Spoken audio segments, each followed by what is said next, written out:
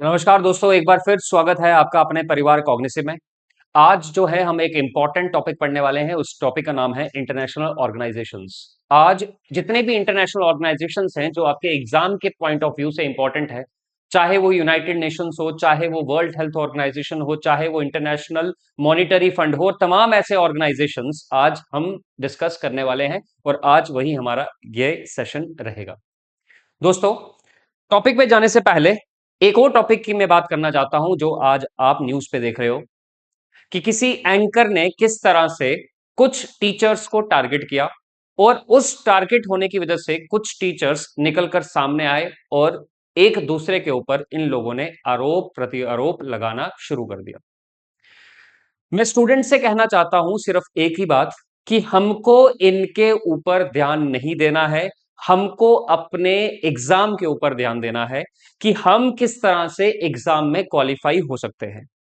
इनका तो काम है टीआरपी क्रिएट करना, टीआरपी बनाना, और उसी टीआरपी के चक्कर में आप लोग लपेटे जाते हो और आप फिर भावुक होकर कोई एक पक्ष की तरफ खड़ा हो जाता है, कोई दूसरे पक्ष की तरफ खड़ा हो जाता है। बट हमको अपना जो प्रीशियस टाइम है, समय है, उसकी कदर करनी है और हमको इनकी बातों पर ध्यान ना देते हुए अपने किताबों के ऊपर ध्यान रखना है। मेरा उस रिपोर्टर के साथ भी कोई लेना देना नहीं, मेरा उन टीचर्स के साथ भी कोई लेना देना नहीं है। हम टीचर्स हैं, हम यूट्यूब पे पढ़ाते हैं और मैं आपको फिर कह दूं कि हम जैसे छोटे टीचर्स एक्टर्स नहीं होते। हम जैसे टीचर्स टीचर्स होते हैं जिनका काम है आपकी तरफ सही डाटा पहुंचाना। ना मैं आपको क्लास में डांस करके बताऊंगा, ना मैं आपको अपनी क्लास में अपनी जुल्फे संवारते हुए बताऊंगा, ना ही मैं अपनी क्लास में आपको ऐसे जोक्स बताऊंगा जिससे आपको मजा आए। मेरा मकसद है, मेरा या मेरे जैसे उन तमाम छोटे टीचर्स का मकसद यही है कि किस तरह से आपकी तरफ कंटेंट पहुंचाया जाए जो आपके एग्जाम के लिए इंपॉर्टेंट होने वाला है। तो आप समझदार हैं, आप सही और गलत में डिफरेंस करना जानते हैं। तो टाइम ना वेस्ट करते हुए चलिए हम शुरू करते हैं आज का हमारा टॉपिक जो है इंटरनेशनल ऑर्गेनाइजेशंस। तो ये रहा आपके पीछे, ये स्लाइड है, ये आप देख रहे हो, ये यूनाइटेड नेशंस की थीम है, यूनाइटेड नेशंस की बैकग्राउंड है, यूनाइटेड नेशंस का फ्लैग है। लाइट ब्लू बैकग्राउंड आपको दिख रहा होगा, आपको व्हाइट एम्बलम दिख रहा होगा, साथ में दो बने हुए ब्रांचेस दिख रहे होंगे और बीच में वर्ल्ड मैप बना हुआ दिख रहा होगा। यही फ्लैग है, यही है यूनाइटेड नेशंस। आइए डिस्कस करते हैं यूनाइटेड नेशंस को। तो यूनाइटेड नेशंस की जो स्थापना है, जो एस्टेब्लिशमेंट है यूनाइटेड नेशंस का, वो हो गया था 24 अक्टूबर 1945। 24 अक्टूबर 1945 को यूनाइटेड नेशंस बना था। हालांकि ये डेट स्पेसिफिक है, 24 अक्टूबर 1945 को बना था। इसके पीछे की बैकग्राउंड जानना हमारे लिए बहुत ज्यादा इंपॉर्टेंट है कि 1945 से पहले ऐसी क्या चीजें हुई जो जो यूनाइटेड नेशंस का क्या बनाएगी, नींव बनाएगी। तो आपको याद रखना है, जो पहली दफा जो नाम यूनाइटेड नेशंस कॉइंड किया गया, दिया गया, वो दिया गया यूएस के प्रेसिडेंट फ्रैंकलिन डी रूजवेल्ट के द्वारा। तो ये जो नाम फ्रैंकलिन डी रूजवेल्ट ने यूनाइटेड नेशंस का नामकरण किया है, ये बहुत ज्यादा इंपॉर्टेंट है। फ्रैंकलिन डी रूजवेल्ट यूएसए का प्रेसिडेंट रहा है।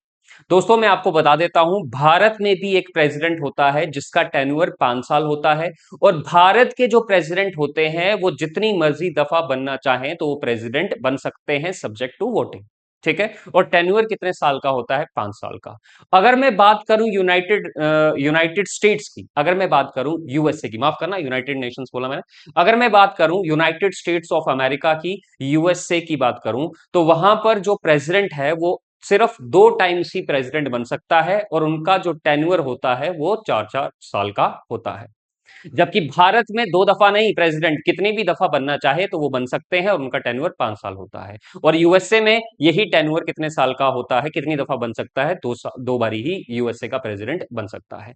जबकि फ्रैंकलिन डी रूजवेल्ट ऐसा राष्ट्रपति है यूएसए का जो 4 टाइम्स प्रेसिडेंट रहा। कितनी दफा प्रेसिडेंट रहा फ्रैंकलिन डी रूजवेल्ट? 4 टाइम्स। सबसे ज्यादा बारी अगर कोई प्रेसिडेंट बना है यूएसए का तो वो है फ्रैंकलिन डी रूजवेल्ट।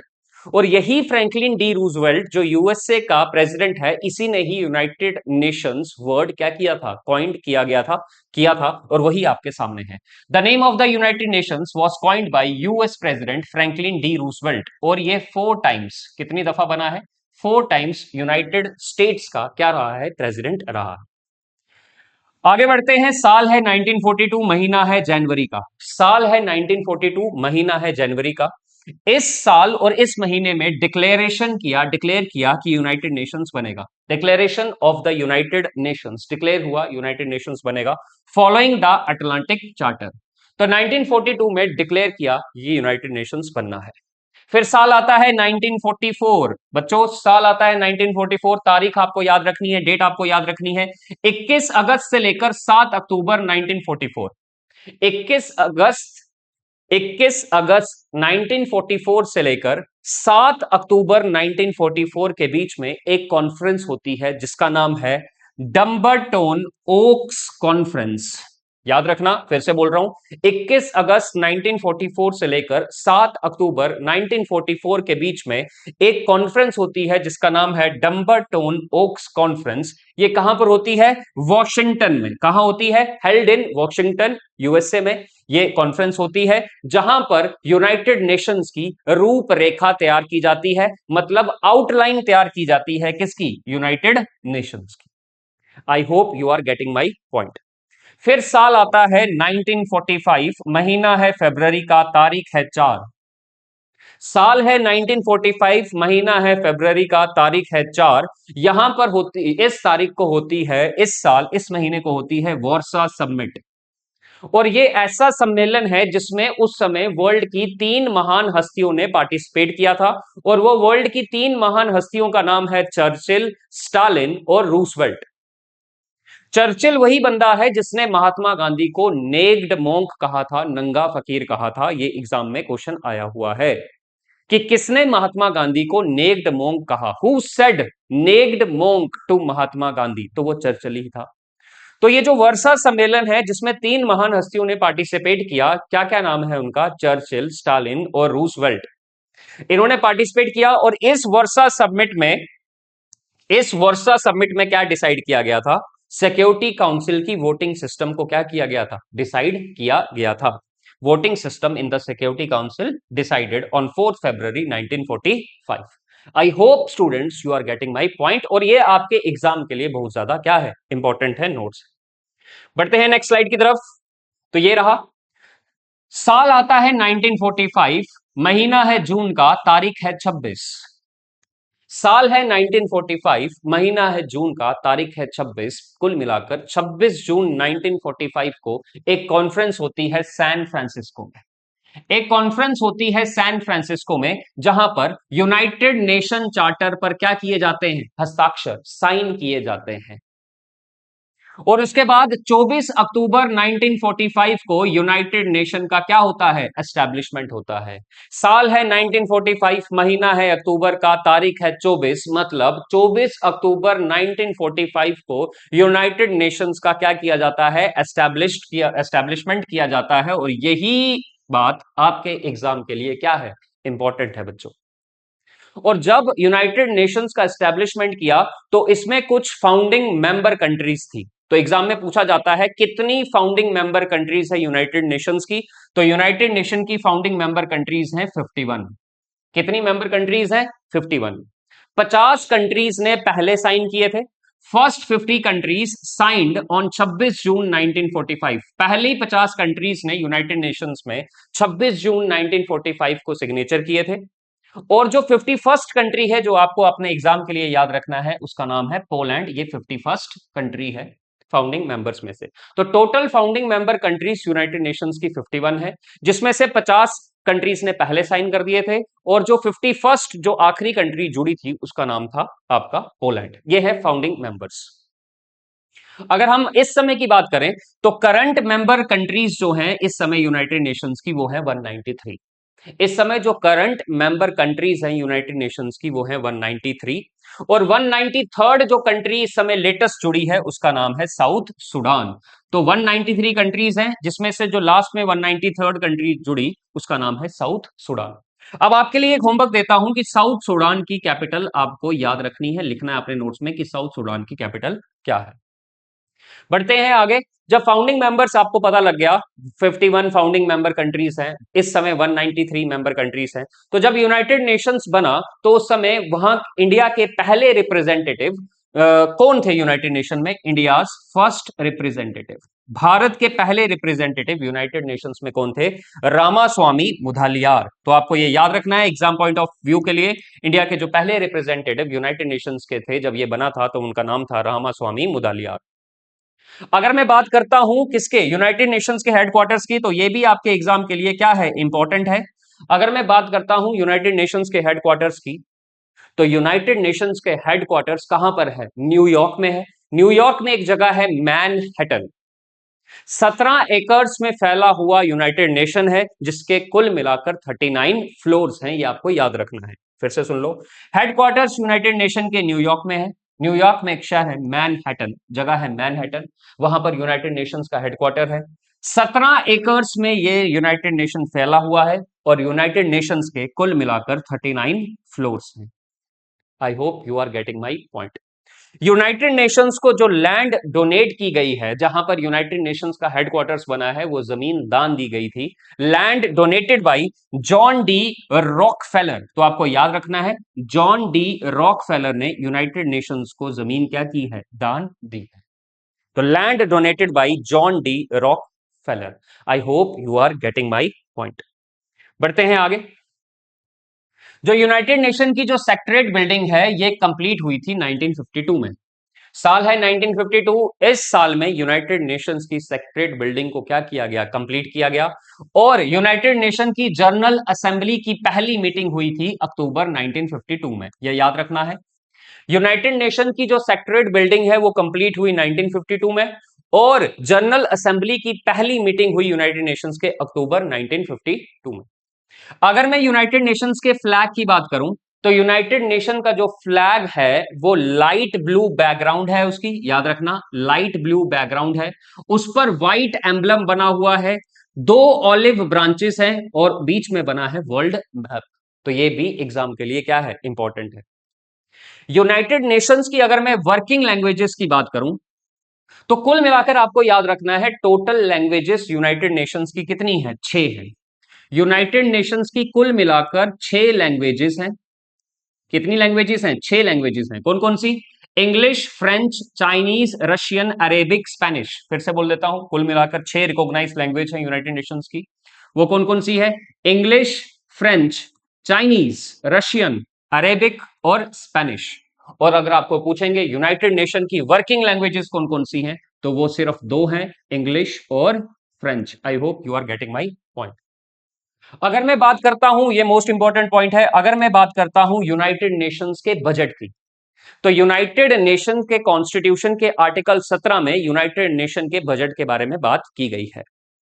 तो अगर मैं यूनाइटेड नेशन के बजट की बात करूं, तो यूनाइटेड नेशन के कॉन्स्टिट्यूशन के आर्टिकल 17 में यूनाइटेड नेशन के बजट की बात की गई है। यूनाइटेड नेशन का जो बजट है उसको अप्रूव किया जाता है जनरल असेंबली के द्वारा, यह याद रखना है। फिर से सुन लो, यूनाइटेड नेशन का जो बजट है वो यूनाइटेड नेशन के कॉन्स्टिट्यूशन के आर्टिकल 17 में मेंशन है और जो यूनाइटेड नेशन का बजट है उसको अप्रूव करने की ताकत सिर्फ और सिर्फ यूनाइटेड नेशन की जनरल असेंबली के पास है और वो यूनाइटेड नेशन की जनरल असेंबली के पास वो ताकत है।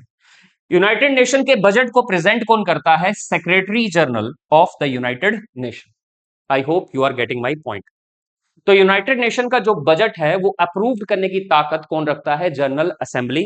और यूनाइटेड नेशन का बजट है वो प्रेजेंट कौन करता है? Secretary general of the United nation. अगर मैं यूनाइटेड नेशन के सेक्रेटरी जनरल की बात करूं, तो उनका नाम है एंटोनियो ग्यूटेर्स और ये पुर्तगाल से रिलेटेड है, पुर्तगाल इनकी कंट्री है, आपको याद रखना है। तो इस समय यूनाइटेड नेशन के सेक्रेटरी जनरल जो है वो है एंटोनियो ग्यूटेर्स और वो किस कंट्री से आते हैं? पुर्तगाल से आते हैं। अगर मैं इनकी अपॉइंटमेंट की बात करूं, तो ये जो जनरल सेक्रेटरी जनरल जो है यूनाइटेड नेशंस के एंटोनियो गुटेरस, ये एक अपॉइंट हुए थे 1 जनवरी 2017 को और उसके बाद आपने देखा कोरोना भी आया था, उस समय यही यूनाइटेड नेशन के जनरल सेक्रेटरी भी थे। 1 जनवरी 2017 को ये अपॉइंट करते हैं। अभी इनका सेकंड टर्म चल रहा है और वो कब तक चलेगा? 2026 तक। दिसंबर 2026 तक। इसका मतलब दिसंबर 2026 तक यही सेक्रेटरी जनरल यूनाइटेड नेशंस के एंटोनियो गुटेरेस बने रहेंगे। I hope you are getting my point. बढ़ते हैं अगली स्लाइड की तरफ। Contribution by major countries to the UN budget. UN budget में जो वेरियस कंट्रीज का जो कंट्रीब्यूशन है, ये डाटा मई 2006 का है।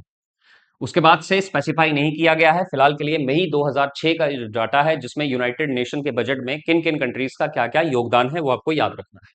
मई 2006 का डाटा है। तो यूएसए का यूनाइटेड नेशन के बजट में कितने परसेंट का योगदान है? 22% का। जापान का यूनाइटेड नेशन के बजट में कितने परसेंट का योगदान था? 19.47% का। जर्मनी का यूनाइटेड नेशंस के बजट में कितना योगदान है? 8.66%। यूनाइटेड किंगडम का, यूके का यूनाइटेड नेशन के बजट में कितना योगदान है? 6.13%। फ्रांस का यूनाइटेड नेशन के बजट में कितना योगदान है? 6.03%। इटली का यूनाइटेड नेशन के बजट में कितना योगदान है? 4.89%। कनाडा का यूनाइटेड नेशन के बजट में कितना योगदान है? 2.81%।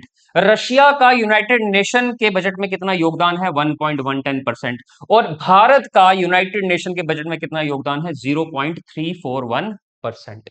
तो ये मई 2006 का डाटा है आपके सामने। अभी स्पेसिफाई नहीं हुआ है, जब होगा तो हम आपसे जरूर शेयर करेंगे। फिलहाल के लिए आपको इतना याद रखना है। बढ़ते हैं अगली स्लाइड की तरफ। Organs of the United Nations. United nations के मुख्यतः कितने ऑर्गन्स हैं? तो मुख्यतः 6 ऑर्गन्स हैं। मेन ऑर्गन्स यूनाइटेड नेशंस के 6 हैं। तो आपको याद रखना है, organs of the United Nations, it has the following 6 organs. कितने ऑर्गन्स है बच्चों? 6 ऑर्गन्स है यूनाइटेड नेशंस के। मोस्ट इंपॉर्टेंट टॉपिक है, एक क्वेश्चन तो यहां से पक्का आना है। तो यूनाइटेड नेशंस के मुख्यतः 6 ऑर्गन्स है। कौन कौन सा?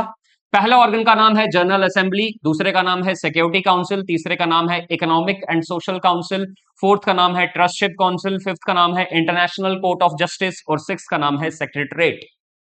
आई hope you are getting my point. तो आपको अगर पूछेंगे यूनाइटेड नेशंस के मेन कितने ऑर्गन्स हैं, तो आप बोलोगे 6 ऑर्गन्स है। कौन कौन सा? General assembly, security council, economic and social council, ट्रस्टशिप council, international court of justice और सेक्रेटरेट। नोट में जो मैंने बात लिखी है वो इंपॉर्टेंट है।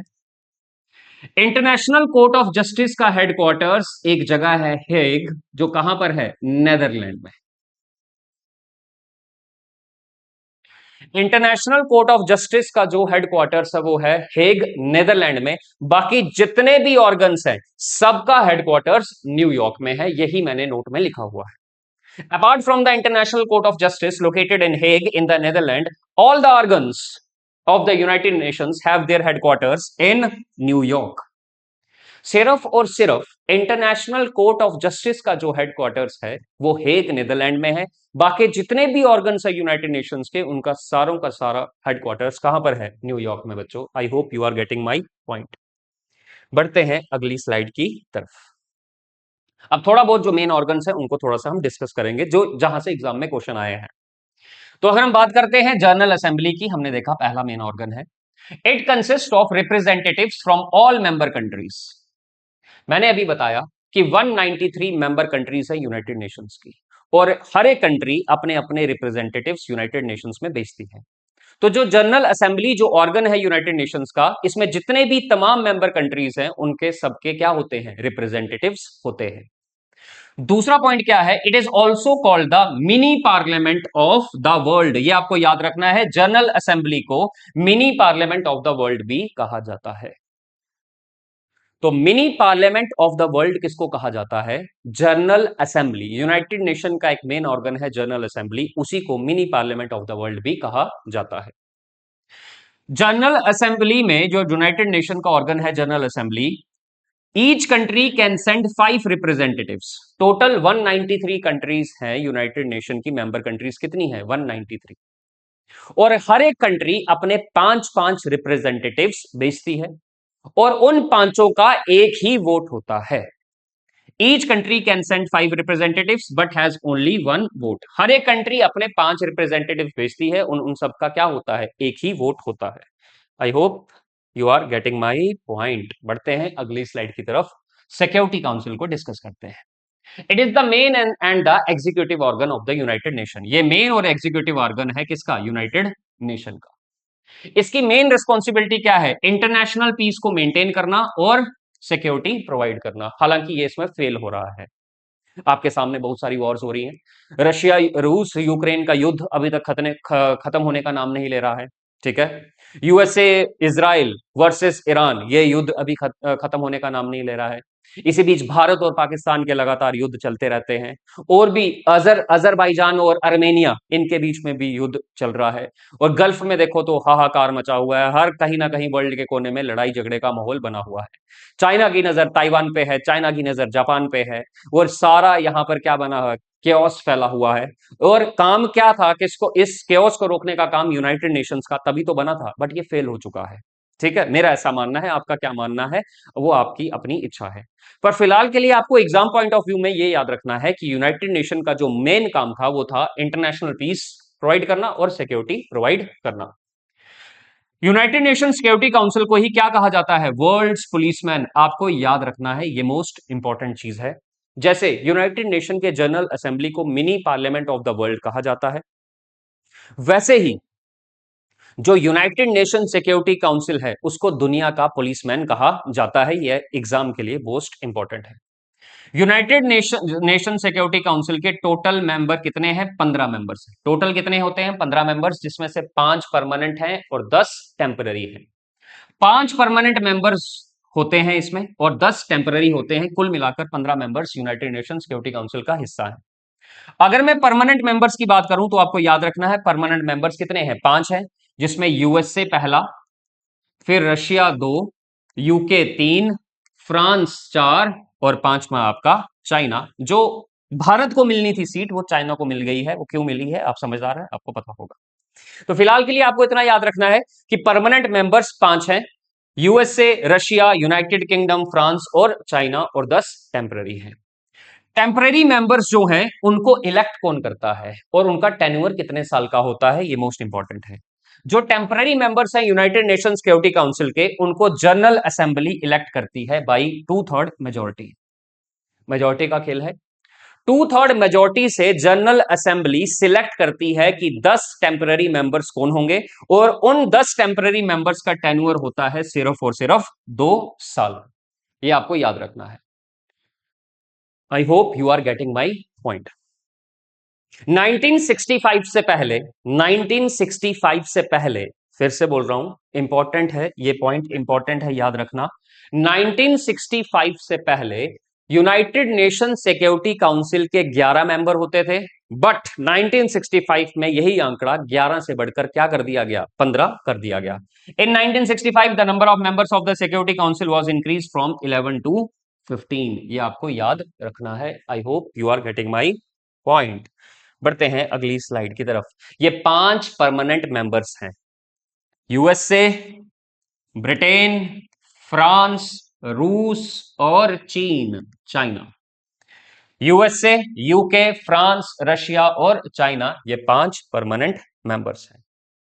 बढ़ते हैं आगे। भारत जो है 8 टाइम्स, भारत 8 बार सुरक्षा परिषद का अस्थायी सदस्य बना। India 8 time becomes, India 8 times becomes the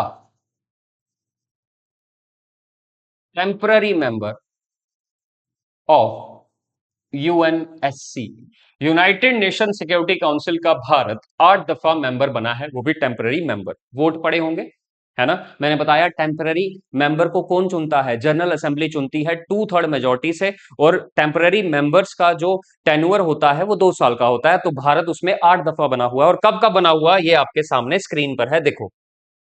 1950-51, एक यहां पर 1950-51 में भारत को कुल वोट, टोटल वोट थे 58 और भारत को 56 वोट पड़े। ठीक है, यूनाइटेड नेशन सिक्योरिटी काउंसिल में।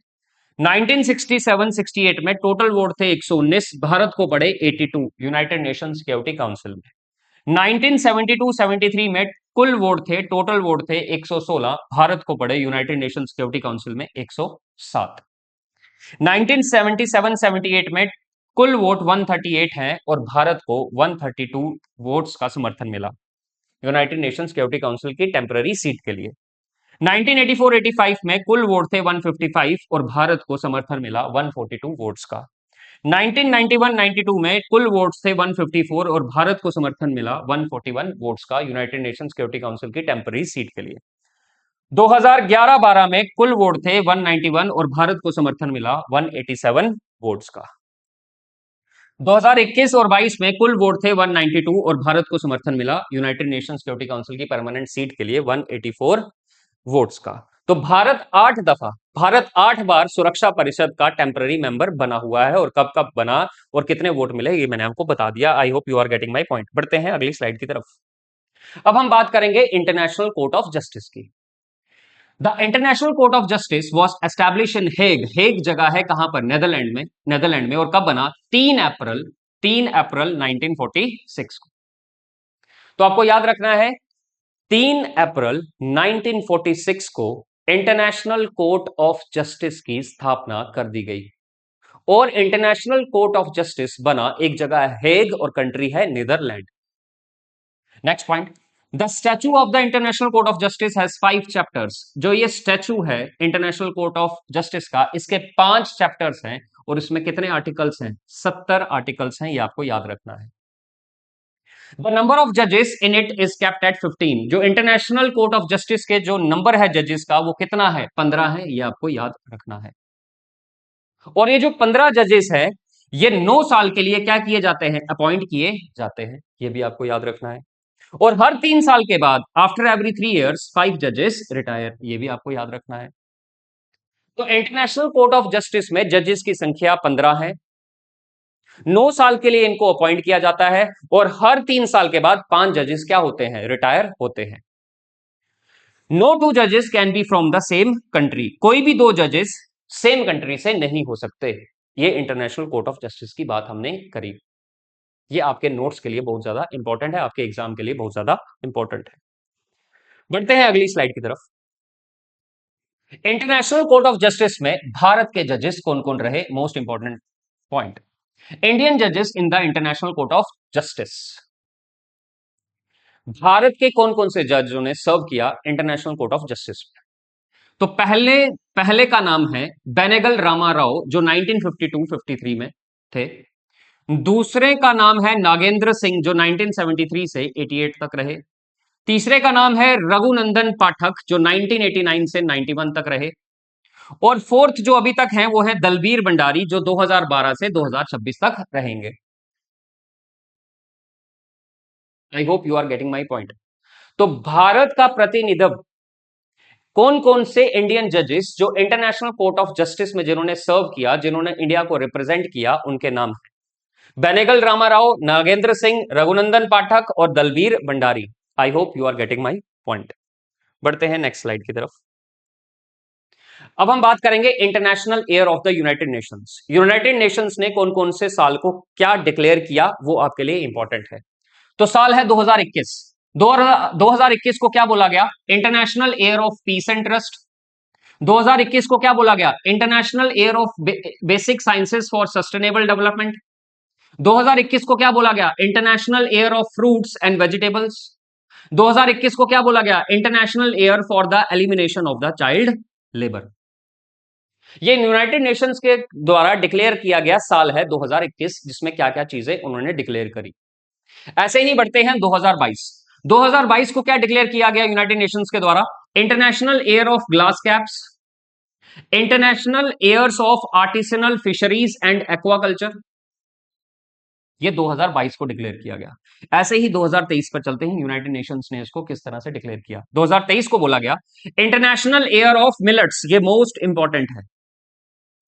इंटरनेशनल ईयर ऑफ मिलेट्स, मोटा अनाज मिलेट्स, 2023 को डिक्लेयर किया गया यूनाइटेड नेशंस की तरफ से। अगर हम भारत की बात करें तो नेशनल ईयर ऑफ मिलेट्स 2018 था। अगर हम इंडिया की बात करें तो 2018 को national year of millets declare किया गया। अगर हम इंटरनेशनल लेवल की बात करें तो इंटरनेशनल ईयर ऑफ मिलेट्स 2023 को डिक्लेयर किया गया। अगर हम बात करते हैं 2024 की, 2024 को भी डिक्लेयर किया गया यूनाइटेड नेशंस के द्वारा। इसको बोला गया इंटरनेशनल ईयर ऑफ कैमिलिड्स। कैमिलिड्स कैमल के परिवार से है, जानवर है कैमल, उसी के परिवार से स्पीशी है कैमिलिड्स, उसको बोला गया इंटरनेशनल ईयर ऑफ कैमिलिड्स 2024 को।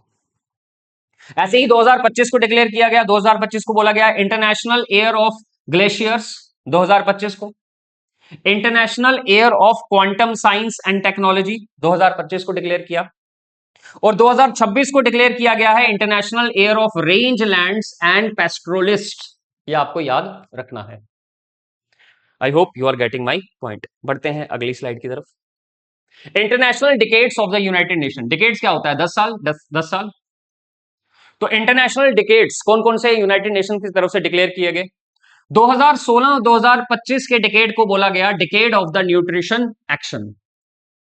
2018 से 2027 के डिकेड को यूनाइटेड नेशंस की तरफ से बोला गया, इन 10 सालों को यूनाइटेड नेशन की तरफ से बोला गया third decade of poverty eradication.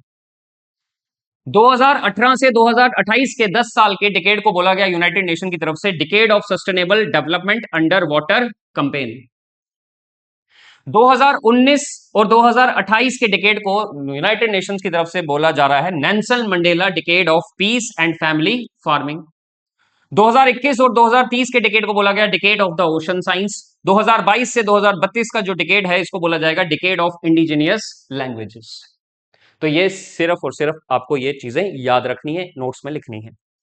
बढ़ते हैं आगे। अब आता है वर्ल्ड हेल्थ ऑर्गेनाइजेशन, जिसको बोला जाता है WHO। ठीक है, ये इसका फ्लैग है। स्लाइड देखते हैं, यहां पर देखते हैं वर्ल्ड हेल्थ ऑर्गेनाइजेशन। साल है 1948, महीना है अप्रैल का, तारीख है 7। कुल मिलाकर 7 अप्रैल 1948 को स्थापना की गई वर्ल्ड हेल्थ ऑर्गेनाइजेशन की, WHO की। 7 अप्रैल 1948 को वर्ल्ड हेल्थ ऑर्गेनाइजेशन के जो डायरेक्टर जनरल है उनका नाम है डॉक्टर टेड्रोस। इंपॉर्टेंट है भाई, एक बार चेक कर लेना इसको, कहीं चेंज ना हो गया हो। ठीक है, एक बार गूगल करके आप इसको चेक करेंगे, देखेंगे कहीं चेंज तो नहीं हो गया। तो director general doctor Tedros. World health organization WHO के हेडक्वार्टर्स है जिनेवा, स्विट्जरलैंड में। ये आपको याद रखना है, आपके एग्जाम के लिए इंपॉर्टेंट है। वर्ल्ड हेल्थ ऑर्गेनाइजेशन का मेन ऑब्जेक्टिव क्या है? Promote world health, world health को प्रमोट करना। Control of epidemics and disease, epidemics होती है महामारी, महामारी को फैलने से बचाना और बीमारियों को खत्म करना, कंट्रोल करना। गाइडेंस इन हेल्थ पॉलिसीज, जितनी भी हेल्थ पॉलिसीज देश दुनिया में बनती है उनको गाइड करना। इसके जो मेंबर कंट्रीज हैं, याद रखना मेंबर कंट्रीज 194 मेंबर कंट्रीज हैं। 2025 तक कितनी मेंबर कंट्रीज थी WHO की? 194। इसका जो कॉन्स्टिट्यूएंट ऑर्गन है वर्ल्ड हेल्थ असेंबली, जो जो मेन डिसीजन लेता है वर्ल्ड हेल्थ ऑर्गेनाइजेशन का, वो है world health assembly. World health assembly इसका मेन ऑर्गन है। इसका काम क्या है? Supreme decision making organ. World health organization का जो सुप्रीम डिसीजन मेकिंग ऑर्गन है उसका नाम है world health assembly. I hope you are getting my point. बढ़ते हैं आगे अगली स्लाइड की तरफ। इसका जो कंट्रीब्यूशन है वो क्या क्या रहा है वर्ल्ड हेल्थ ऑर्गेनाइजेशन का? इरेडिकेशन कंट्रोल ऑफ पोलियो, इन्होंने पोलियो को जड़ से मिटाया। मीजल्स को और डेंजरस डिजीजेस को, बड़ी सारी डिजीज को इन्होंने खत्म किया। इनका जो कंट्रीब्यूशन है वर्ल्ड हेल्थ ऑर्गेनाइजेशन का, पोलियो मीजल्स आपको याद रखना है। और क्या इनका कंट्रीब्यूशन रहा है वर्ल्ड के लिए? Implementation of international health regulations, IHR का इंप्लीमेंट किया, लागू करवाया इंटरनेशनल हेल्थ ऑर्गेनाइजेशंस को। कोविड 19 के समय में वर्ल्ड हेल्थ ऑर्गेनाइजेशन ही लीडरशिप प्रोवाइड कर रहा था, ये आप सब जानते हैं, जो कि फेल रहा था, पर लिखा है तो आपको याद रखना है। वर्ल्ड हेल्थ डे हम हर साल कब मनाते हैं? 7 अप्रैल को, ये याद रखना है। वर्ल्ड हेल्थ डे कब मनाया जाता है? WHO डे कब मनाया जाता है? 7 अप्रैल को। और मिशन क्या है वर्ल्ड हेल्थ ऑर्गेनाइजेशन का? Health for all. I hope you are getting my point. बढ़ते हैं नेक्स्ट स्लाइड की तरफ।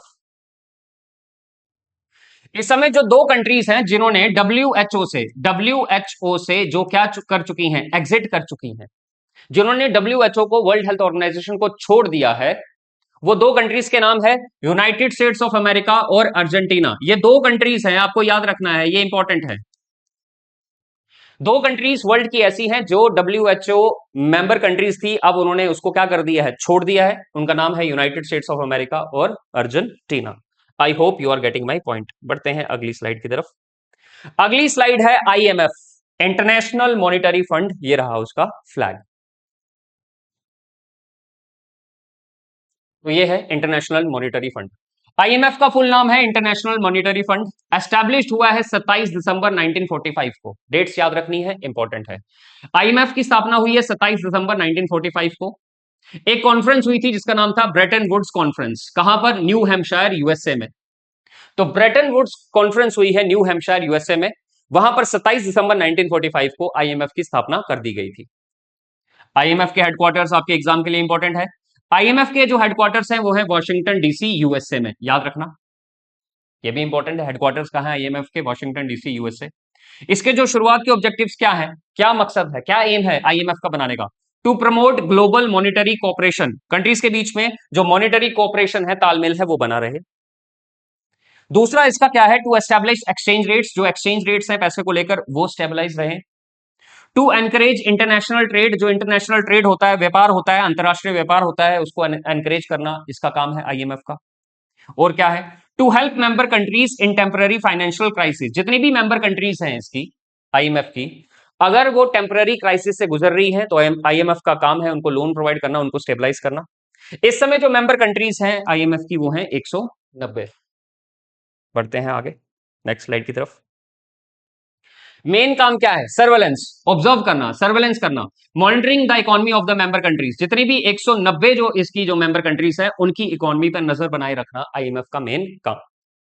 लेंडिंग, उधार देना, आईएमएफ का काम है उधार देना। Providing loans to crisis countries, जितने भी क्राइसिस हिट कंट्रीज हैं जिनकी इकोनॉमी क्रैश हो रही है उनको क्या करना? लोन प्रोवाइड करना आईएमएफ का काम है।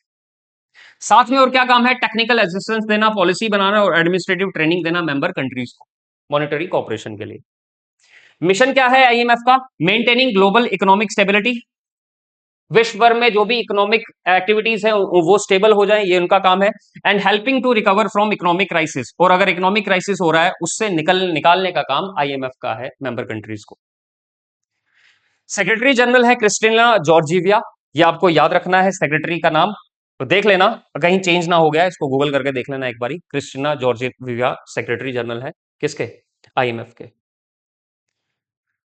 तो अगर आपको हमारा ये सेशन पसंद आया है तो हमारा कॉग्निटिव चैनल आप लाइक कर सकते हैं, सब्सक्राइब कर सकते हैं, शेयर कर सकते हैं, अपने दोस्तों तक पहुंचा सकते हैं। हम ऑनलाइन के साथ ऑफलाइन भी जुड़े हैं। हमारा एड्रेस है Adarsh colony near Shivai sweets Udhampur. तो अगर आपको ये आज का सेशन पसंद आया तो जरूर लाइक करें और हमारे चैनल को सब्सक्राइब करें। आगे जितने भी इंटरनेशनल ऑर्गेनाइजेशंस होंगे वो नेक्स्ट चैप्टर में हम पढ़ेंगे, नेक्स्ट क्लासेस में पढ़ेंगे। तब तक के लिए जय हिंद, जय भारत।